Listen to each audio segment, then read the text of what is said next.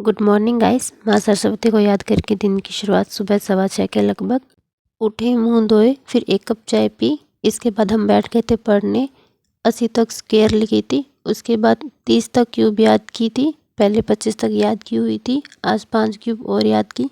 इसके बाद 7 जनवरी की करंट अफेयर की क्लास की थी। इसको 1.5 पे करके जल्दी जल्दी में देखा था। एक बार इसका रिवीजन किया क्लास से ही। उसके बाद खुद से 6 और 7 जनवरी की पीडीएफ डाउनलोड की।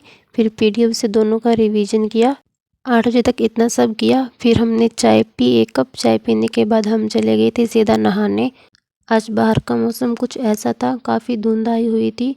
एक बार हमने सोचा कि नहीं नहाते हैं, फिर याद आया मम्मी घर पे नहीं है तो आज हमें खाना भी बनाना है। फिर हमने नहा धो के पूजा की, भोलेनाथ जी को याद किया, जल चढ़ाया और उनका आशीर्वाद लिया। फिर चले गए थे चूल्हे के पास खाना बनाने। सबसे पहले आटा गूंदा, फिर हम लगे थे रोटी बनाने। रोटी बनाते बनाते भगवान जी के भजन चल रहे थे तो वो सुनते सुनते मैंने खाना बनाया।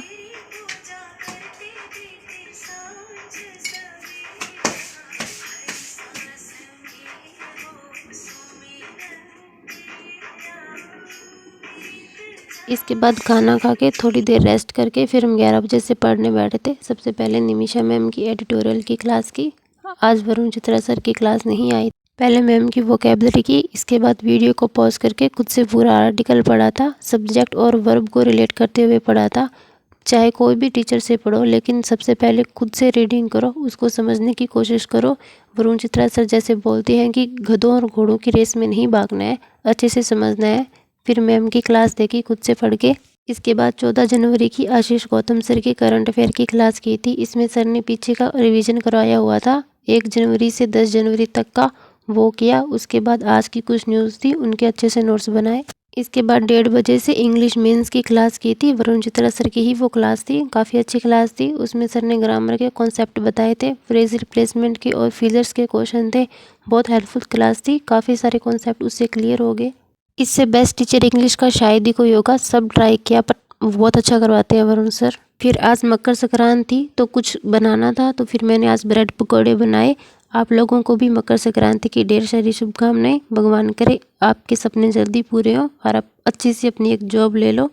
इन सब काम में कब 6 बज गए पता ही नहीं चला। उसके बाद फिर हमने सब सीधा 6:30 बजे से पढ़ना स्टार्ट किया था। सबसे पहले पुनीत सर की पजल की पीडीएफ डाउनलोड की थी। 10 पजल थी उसमें, वो पहले खुद से की। इसमें एक अनसर्टेन पजल थी जो मुझसे नहीं बनी थी, तो फिर वो मैंने सर की क्लास से देखी थी, उसके बाद खुद से की थी, फिर वो बन गई थी।